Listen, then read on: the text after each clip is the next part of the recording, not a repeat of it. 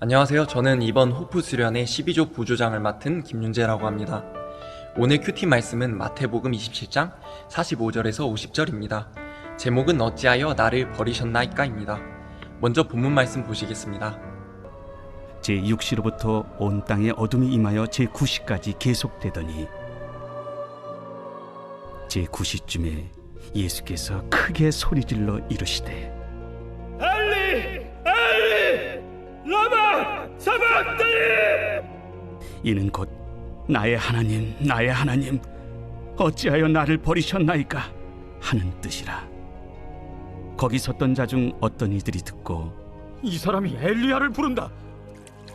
그 중에 한 사람이 곧 달려가서 해면을 가져다가 신 포도주에 적시어 갈대에 깨어 마시게 하거늘 그 남은 사람들이 가만두라. 엘리야가 와서 그를 구원하나 보자. 엘리 엘리 라마 사박다니. 예수께서 다시 크게 소리 지르시고 영원히 떠나시니라.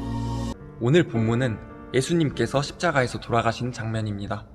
제6시에 온 땅에 임한 어둠이 예수님이 돌아가신 제9시까지 지속되고 십자가에 매달리신 예수님이 나의 하나님 나의 하나님 어찌하여 나를 버리셨나이까 라며 고통스럽게 부르짖으며 돌아가시는 것을 볼 수 있습니다. 실제 십자가형은 로마의 반역자들이나 큰 죄를 지은 자들에게만 실행되는 매우 가혹하고 잔인한 처형 방법이었다고 합니다.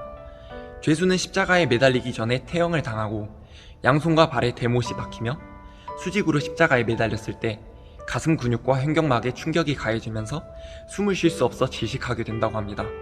예수님은 로마의 반역자도 아니었고 죄도 없으신 분이었지만 사내들인 공회와 유대인들은 신명기 21장 말씀을 통해 나무에 매달린 자는 하나님의 저주를 받는다고 생각했기에 빌라도에게 고발해서 예수님을 십자가에 매달게 하지요. 예수님은 아람어를 많이 사용하셨었는데요. 46절에서도 엘리 엘리 라마 사박단이라는 아람어를 사용하십니다. 이 뜻은 나의 하나님 어찌하여 나를 버리셨나이까 라는 말입니다. 예수님이 시편 22편 1절 말씀을 인용하신 것이지만 이를 모르고 조롱하던 유대인들은 예수님이 엘리야를 부른다고 생각했었죠. 예수님은 땀이 피가 될 정도로 기도하시던 겟세마네 동산을 지나오면서 인류를 구원하기 위해서는 성부의 뜻에 순종해야 한다는 것을 알고 계셨습니다. 그것은 곧 자신의 죽음을 대가로 한 것이었죠. 분명 참 하나님이시지만 참 인간이셨기 때문에 죽음 앞에서 공포를 느끼셨고 하나님과의 관계가 단절되는 경험을 하게 되십니다. 그렇다면 하나님께서 정말 예수님을 버리신 것일까요? 하나님께서는 삼위일체 하나님이신데 성자께서 죽을 동안 성부와 성령께서는 무엇을 하고 계셨을까요? 성경에 나오지 않는 내용이지만 어떤 신학자들은 여기에 대한 해석을 성자가 십자가에서 고통받고 죽어갈 때 성부와 성령도 그와 동일한 고통과 죽음을 경험했을 것이다 라고 합니다. 우리를 향한 사랑을 고통과 죽음을 통해 몸소 보여주시는 분이 우리의 하나님이십니다. 하나님께서는 분명 사랑이 많으신 분입니다. 그러나 분명 공의로운 분이십니다. 우리의 아버지시기 때문에 우리를 사랑하나 우리가 그릇된 길로 갈 때 징계할 수밖에 없는 분이십니다. 우리가 도저히 이해할 수 없는 자신의 아들을 죽여야 모든 인류가 죄로부터 자유로워질 수 있는 방법을 우리 위해 사용하셨고 구약의 선지자들이 남긴 예언들이 모두 성취되는 결과를 보게 됩니다. 오늘 본문을 묵상하면서 하나님과의 관계가 단절된 경험을 했었던 저를 돌아보게 되었습니다. 오늘 본문의 제목처럼 어찌하여 나를 버리셨나이까 라며 묻기도 했던 것 같습니다. 그런 경험을 했던 이유는 제가 하나님의 뜻과 방법을 확신할 수 없었기 때문입니다. 우리 중 삶에서 계산과 계획 없이 살아가는 분 계신가요? 아마 없을 겁니다.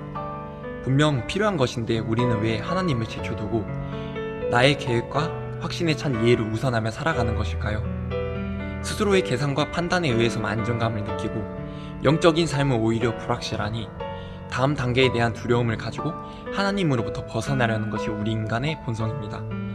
문제는 분명 하나님이 아니신데 주께서 다음에 무엇을 하실지에 대해 불확실하다는 이유만으로 애배고 신앙생활이고 뒤로 밀어버립니다.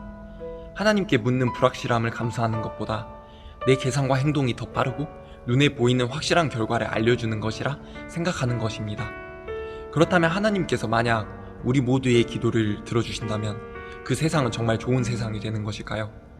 우리 모두의 소망을 하나님께서 정말 들어주신다면 그곳은 정말 하나님의 사랑이 넘치는 하나님의 나라가 될 수 있을까요? 하나님이 당장 내 기도를 들어주신다면 나는 이후에 훌륭한 하나님의 자녀가 될 수 있는 것일까요? 저는 이것은 하나님의 바람직한 방법이 아니라고 생각이 들었습니다. 불확실한 은혜야말로 우리가 온전히 주님을 신뢰하고 맡길 때 경험할 수 있는 은혜라고 생각합니다. 언제 오실지 모르지만 믿음을 잃지 않고 기다리는 것 자체가 영광스러운 일이라고 생각합니다. 우리의 시간이 아니라 주님의 시간을 보며 주님께 순종하는 자세야말로 바람직한 그리스도인의 모습이 아닐까요?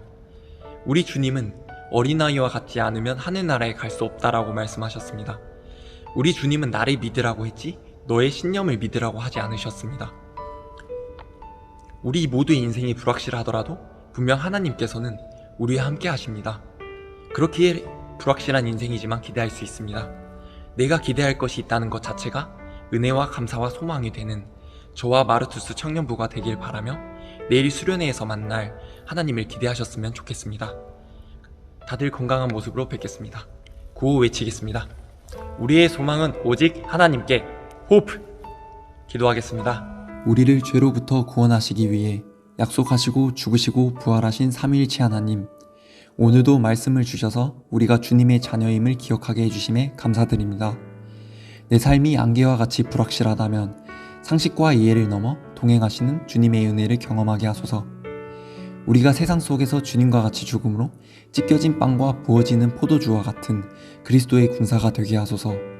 내일 있을 수련회를 소망으로 나아가게 하시고 기대로 준비하게 하시는 우리 구주 예수 그리스도의 이름으로 기도드립니다. 아멘.